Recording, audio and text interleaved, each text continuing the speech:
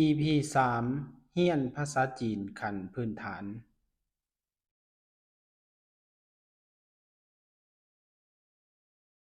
我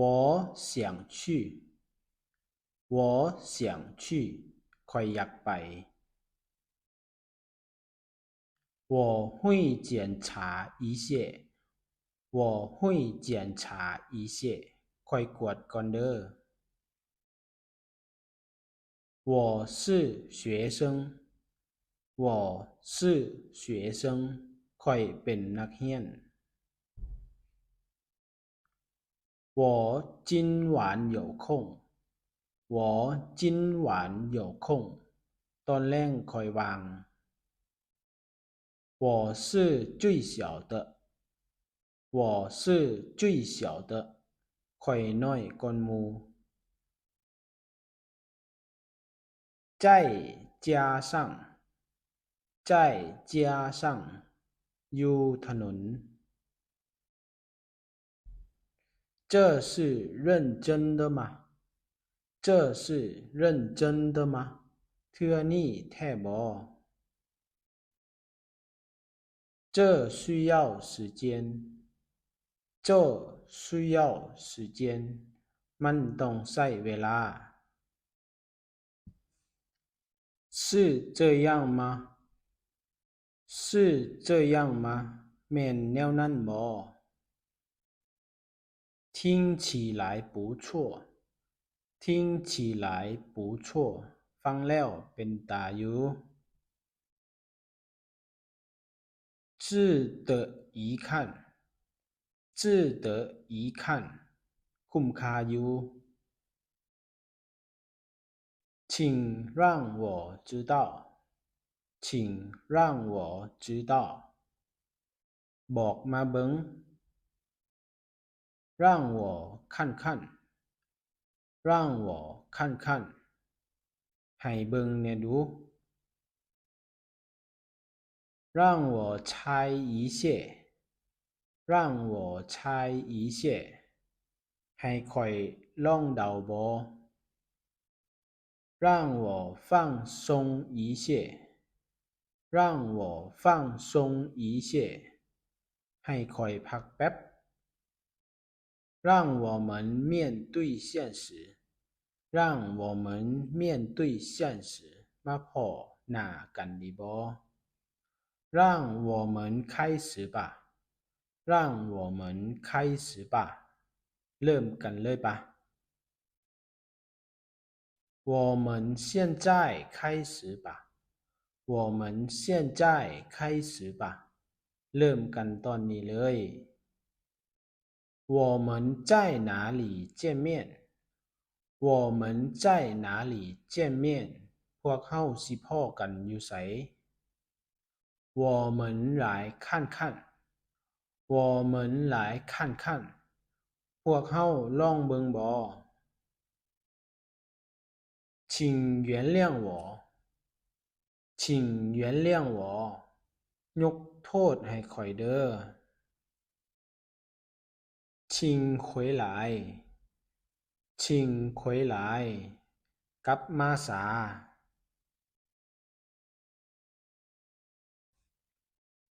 停止抱怨停止抱怨เศร้าจมแหน่有些东西出现了有些东西出现了มีบางอย่างเกิดขึ้น休息一切休息一切พักผ่อนก่อน告诉朋友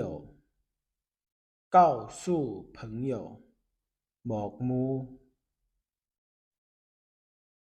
拜访一位朋友拜访一位朋友ไปยามหมู่这是有道理的这是有道理的อันนี้ก็มีเหตุผล听起来不错听起来不错ฟังเบิ่งก็โอเค那是一本书那是一本书อันนั่นปุ่มหัวหนึ่ง那些是我的那些是我的นั่นแม่นของข้อย你的结论是什么你的结论是什么เจ้าสรุปว่าแนวใด这的看情况这的看情况กะเบิงโตจริง这就是重点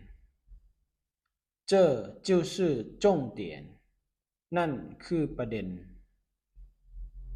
这个让人失望这个让人失望อันนี้เฮ็ดให้คนผิดหวังเนาะ发生了什么事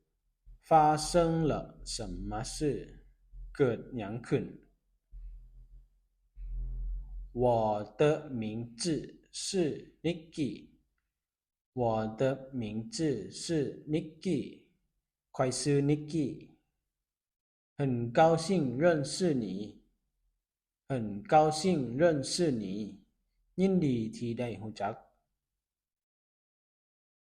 我叫我马克叫我马克เอิ้นข้อยมาร์ค你叫什么名字你叫什么名字เจ้าชื่อหยัง你做什么的你做什么的เจ้าเฮ็ดหยัง你是哪里人你是哪里人เจ้าคนทางใด你的国籍是什么你的国籍是什么เจ้าคนสัญชาติใด你是老挝人吗你是老挝人吗เจ้าเป็นคนลาวบ่不我是日本人不我是日本人บ่ข้อยเป็นคนญี่ปุ่น你是谁你是谁เจ้าแม่นไผ你看起来很漂亮你看起来很漂亮เบิ่งเจ้างามหลาย你真的很有才华你真的很有才华เจ้านี่เก่งหลาย你太聪明了你太聪明了เจ้าฉลาดหลาย你做的对你做的对เจ้าเฮ็ดถูกแล้ว你很专业你很专业เจ้าเป็นมืออาชีพหลาย你结婚了吗你结婚了吗เจ้าแต่งงานแล้วบ่你认识莎拉吗你认识莎拉吗เจ้ารู้จักซาร่าบ่他也是一名学生他也是一名学生เลาก็เป็นนักเรียนคือกัน我是单身我是单身ข้อยโสดเด้อ我可以帮你吗我可以帮你吗ให้ข้อยช่วยบ่我该怎么帮你我该怎么帮你ให้ข้อยช่วยแนวใด你能做到吗你能做到吗เจ้าเฮ็ดได้บ่下一个วิดีโอต่อไป